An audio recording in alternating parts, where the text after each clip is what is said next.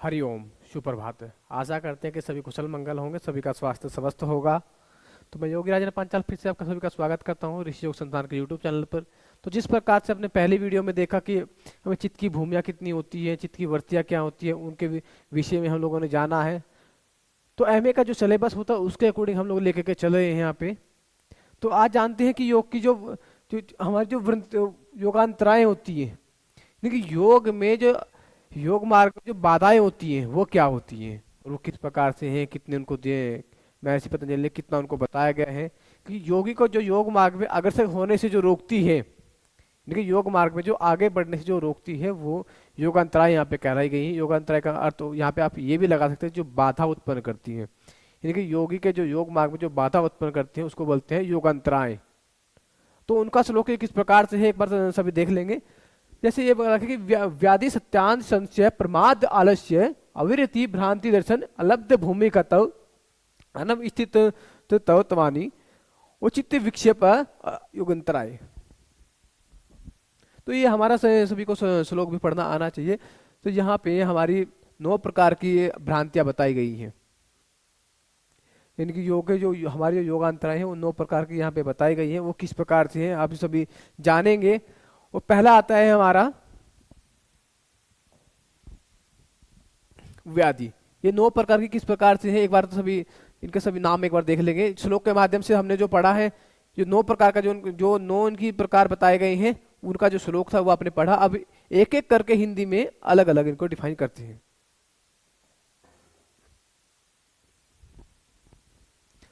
First number पे आता है हमारा व्याधि।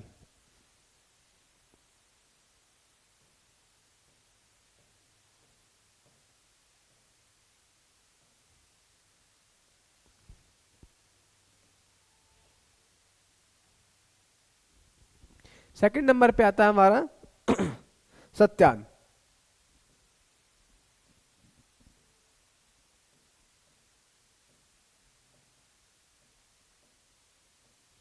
थर्ड पे आता है संशय।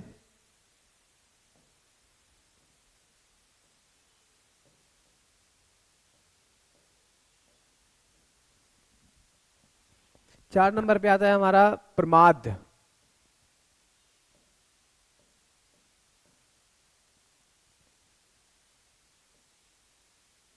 फाइव नंबर पे आता है हमारा 5 नंबर पे आलस्य।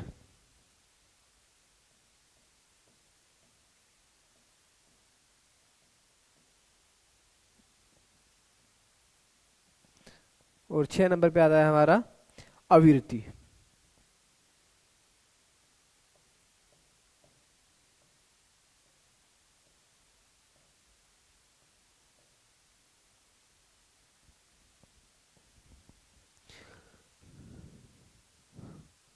सात नंबर पे आता है भ्रांति दर्शन।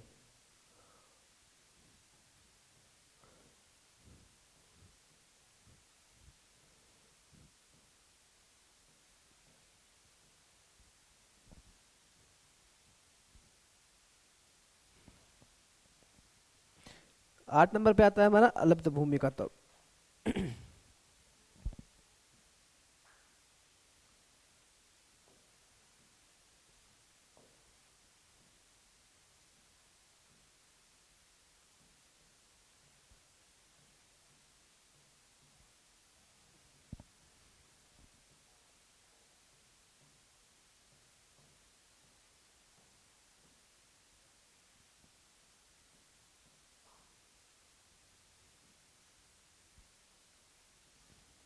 नौ नंबर पे आता है हमारा अनवस्थित।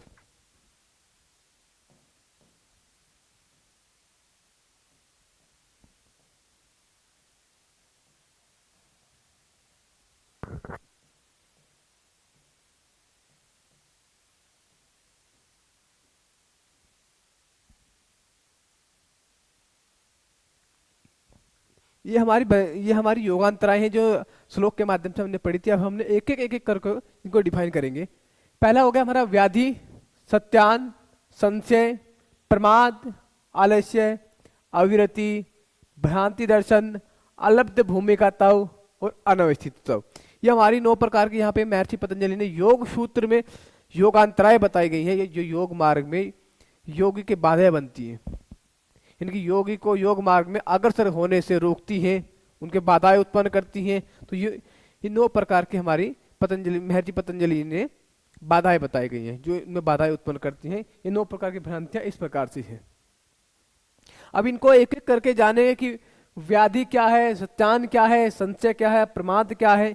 इस प्रकार से एक एक करके इनको डिफाइन करेंगे। आइए जानते हैं।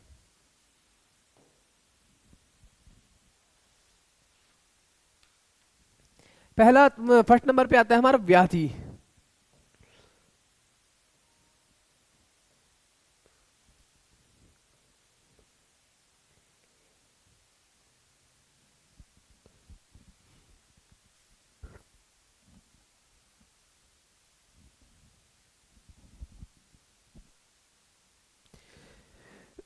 व्याधि हमारे दो दो शब्द आपने कहीं कहीं कहीं कहीं जगह पे पढ़ने को आपको देखा भी होगा, कुछ लोगों ने पढ़ा भी होगा। 2 शब्द होते हैं व्याधि और आधि। पहला होता है व्याधि और सेकंड नंबर पे आता है हमारा व्याधि। अब दोनों के अर्थ बता दें कि दोनों के अर्थ में डिफरेंस कितना है।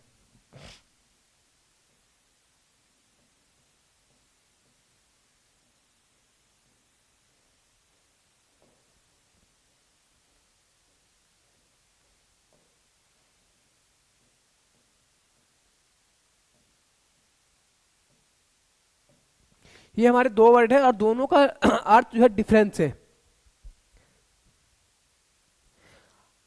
आदि का अर्थ, जो हमारा व्याधि का अर्थ होता है, व्याधि का अर्थ होता है हमारा कि हमारे जो शारीरिक जो रोग होते हैं, एक आदि और एक व्याधि। व्याधि हो गया हमारा शारीरिक रोग, आदि हो गया हमारा मानसिक, यानी कि चित्त में जो रोग होते हैं, जो मानसिक जो रोग होते हैं, जैसे तनाव हो गया, चिंता होगी, अवसाद वगैरह हो गई।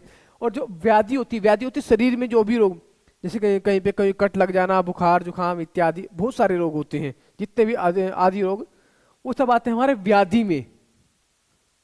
चलिए आगे जानते हैं। अभी व्याधि का पूरी डेफिनेशन बताते हैं आपको।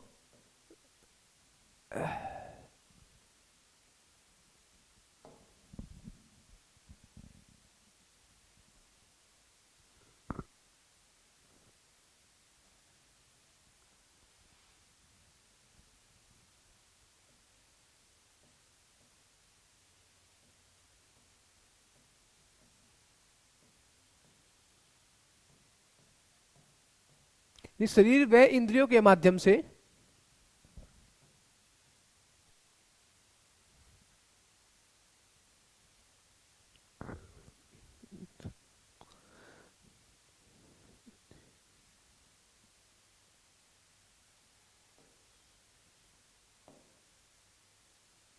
शरीर व इंद्रियों के समुदाय।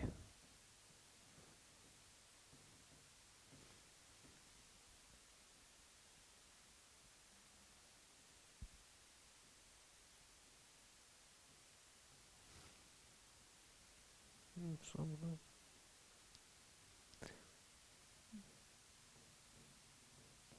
इस समुदाय में किसी भी प्रकार का रोग हो जाना।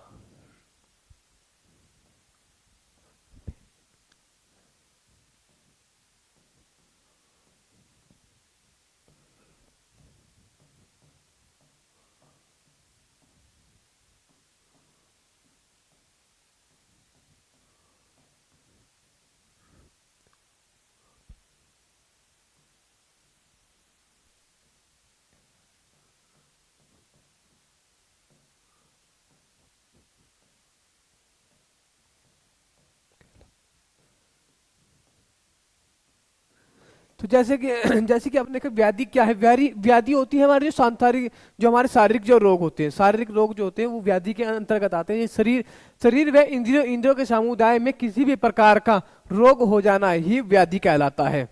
पहला तो ये होगा क्योंकि हमारे जो यदि हमारा शारीरिक रोग उत्पन्न होंगे तो योग मार्ग में वह बाधा बनेगी, क्योंकि हम अपने जो योगाभ्यास है वो नहीं कर पाएंगे, प्राणायाम नहीं कर पाएंगे, तो यह योग मार्ग में एक बाधा उत्पन्न करने का काम करेंगे यहाँ पे। तो इसको यहाँ पे महर्षि पतंजलि ने व्याधि के रूप में इसको बाधा बताया गया, जो शारीरिक रोग जो हमें होते हैं उनको बाधा बताया गया।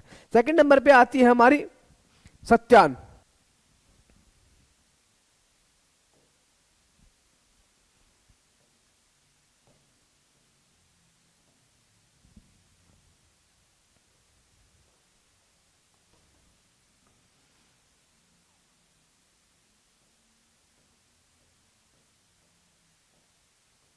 अब सत्यान क्या है?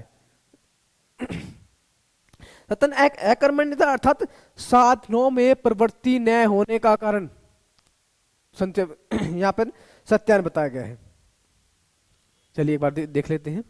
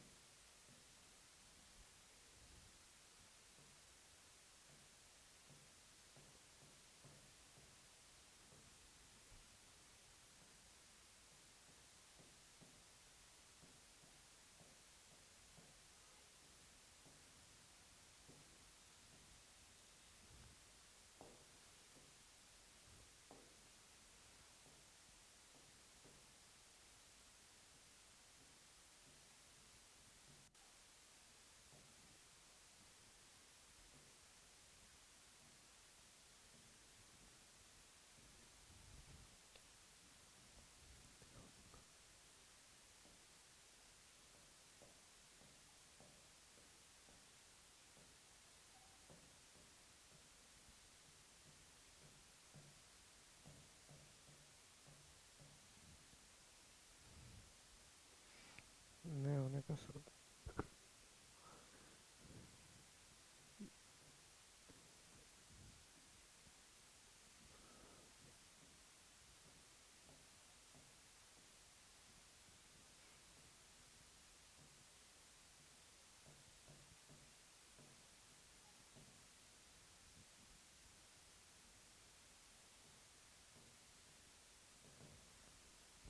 चलिए सत्यान क्या है कि अकर्मण्यता अर्थात साधनों में प्रवृत्ति न होने का स्वभाव ही सत्यान कहलाता है।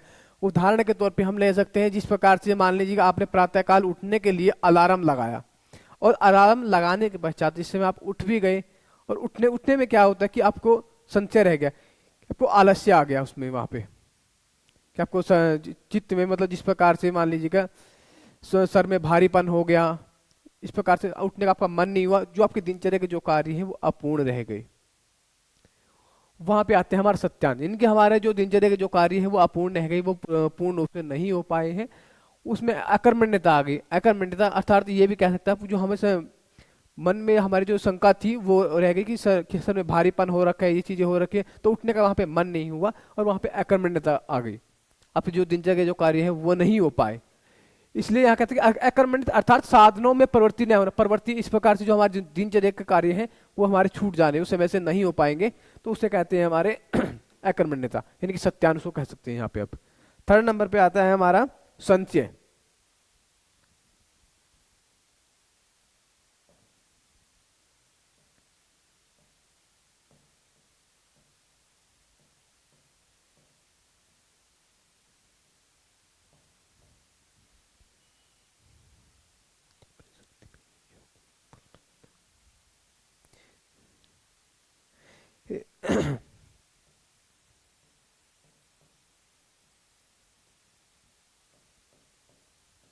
इसमें संशय में होता कि अपनी अपनी शक्ति या ये फिर योग के फल में संध्या हो जाना। योग के फल में संध्या किस प्रकार से हो सकता है वो आगे एक बार लिख लेते हैं, उसके पश्चात आपको समझाते हैं इसी विषय में।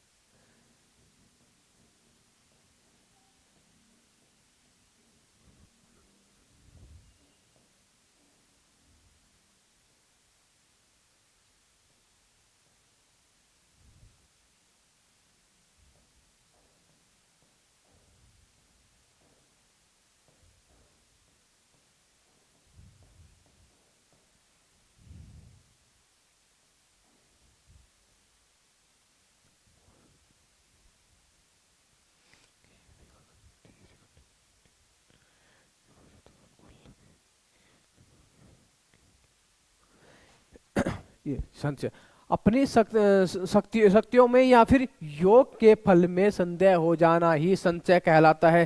जिस प्रकार से आप मान लीजिएगा आपको हमने 3 दिन दिए कि आपने को कोई आसन दिया और आपको 3 दिन उसको करते हुए हो गए, और 3 दिन के बाद आपको लगता है कि हमसे नहीं हो पाएगा, हमसे ये आसन लग ही नहीं पाएगा। मान लीजिए आपको पश्चिमोत्तानासन हमने दिया और आपने 3 दिन तक उसका अभ्यास किया, और 3 दिन के पश्चात आपके मन में वह संशय हो गया कि हमसे नहीं हो पाएगा, हम नहीं कर पाएंगे, हमारी बॉडी मूवमेंट नहीं कर पाएगी, तो उसे कहते हैं यहाँ पे संशय। और संशय भी महर्षि पतंजलि ने इसको भी एक प्रकार की बाधा बताई गई, जो मन में जो संदेह उत्पन्न होता है, जो संशय होता है कि हमसे नहीं हो पाएगा, क्योंकि मनुष्य एक ऐसा ऐसा जीव है जो हर कार्य करने में सक्षम है। यदि मनुष्य चाहे तो सब कुछ संभव हो सकता है, हर कार्य वो कर सकता है।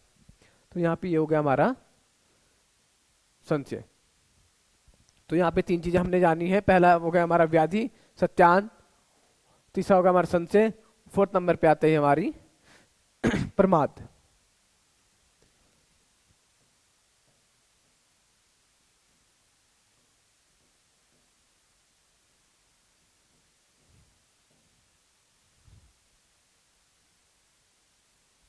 इसमें होता है कि योग योग साधनों के अनुष्ठान की अवहेलना करते रहना प्रमाद कहलाता है। यानी कि योग साधना जो होती है ना, उसकी अवहेलना करना, यानी जो चीजें हमने ली है उसी की अवहेलना करना। मान लीजिए हम योगाभ्यास करने और योगाभ्यास की अवहेलना करते रहे, तो वहां पे वो भी प्रमाद कहलाता है। यानी कि वो भी एक प्रकार की भ्रांतियां है, योगांतरा है, योग में योग मार्ग में एक बाधा उत्पन्न करता है वो भी।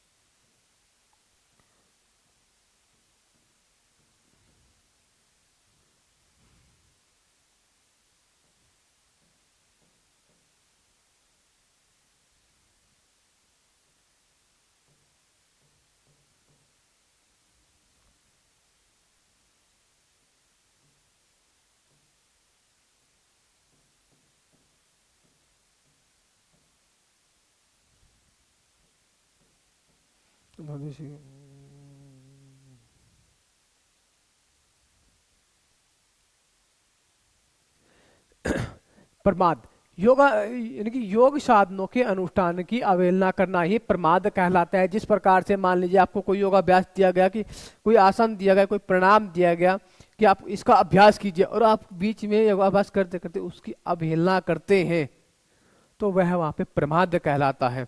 तो वो भी योग मार्ग में बाधा बनता है, क्योंकि आपने उसकी अवहेलना की है। माने जो चीज हमने कर रहे हैं, जिस जिस कार्य को हम कर रहे हैं और उसी की अवहेलना करें, तो वह सही नहीं है। तो इस प्रकार से यहाँ पे ये प्रमाद के रूप में आपको बताया गया है।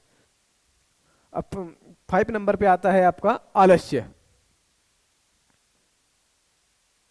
5 नंबर की हमारी जो योगांतराएं हैं उसको बताया गया है आलस्य।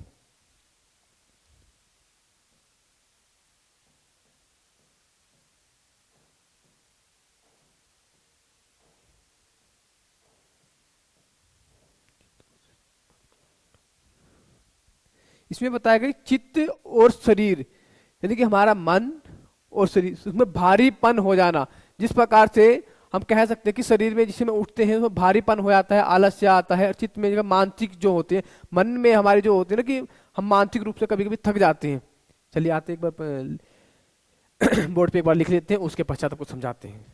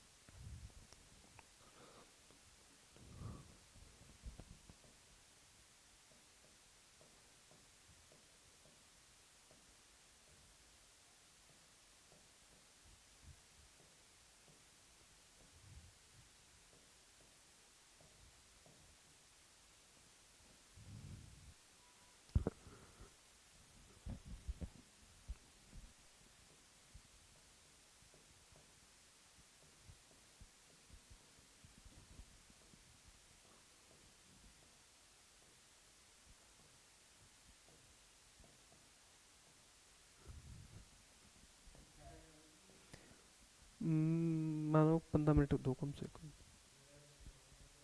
देखते हैं थोड़ा एक।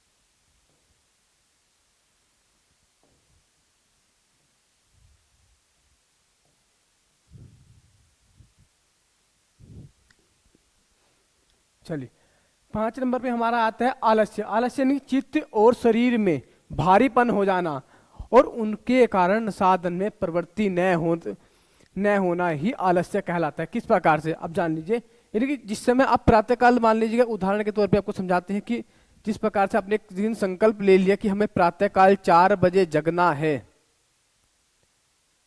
और आपने अलार्म भी लगा लिया आपने, और उस समय आप उठ भी गए, लेकिन शरीर में भारीपन भी, आपके शरीर में भारीपन है और चित्त में भारीपन है, उठने का मन नहीं हो रहा है, आलस्य आ रहा है उस समय, तो आपके जो दिनचर्या के जो कार्य रहते हैं वो आपके नहीं हो पाएंगे समय से, यानी कि उनमें प्रवृत्ति नहीं हो पाएगी। प्रवृत्ति क्या है कि जो आपके जो समय से जो योगाभ्यास करना था वो आपका छूट चुका है, उसमें आगे नहीं बढ़ पाएंगे। ये भी एक प्रकार की भ्रांतियां, योगांतराएं हैं। तो यहाँ हमारा जो चित्त है और शरीर है उनमें जो भारीपन आया है उसके कारण आपके क्या होता है कि जग नहीं पाते। आपका मन क्या करता है कि मन कहता है कि नहीं, अभी निद्रा चाहिए, अभी सोना है, अभी उठने का समय नहीं हुआ है। हालांकि योग कहता है कि प्रातः काल आपको ब्रह्म मुहूर्त में जग जाना चाहिए। तो इसी कारण से यहाँ पे महर्षि पतंजलि जी कहते हैं कि आलस्य को भी एक प्रकार का हमारे यहाँ पे योगांतराय बताए गए हैं। अब 6 नंबर पे आता है आपका अविरति।